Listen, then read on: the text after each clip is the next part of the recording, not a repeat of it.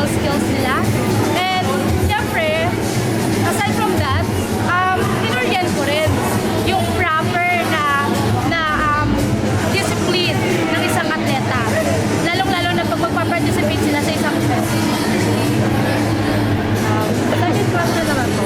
At kamusta naman po yung naging lagay po ng sepak takraw being hindi po siya widely common po in school settings po, especially in school sports po since mga students po sila. So kamusta po siya? Ayun. Mahirap kasi hindi siya highly competitive unlike the other sports, di ba? Like basketball, volleyball, they are highly competitive na sports eh. Ito talaga, more of skills talaga. Kaya talaga maglalaan ka ng panahon para ma-develop yung mga skills nila. At yung tanong ko is yung, tawag dito, yung, ano tawag dito sa tanong ko?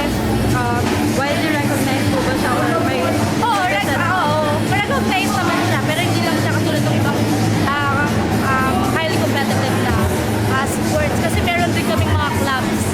May mga clubs din kami na sinasalihan. May mga tournament din. Aside from DepEd palaro, meron din kami mga tournament outside DepEd. So sufficient naman po yung supports in terms of funding, facilities, and equipment po?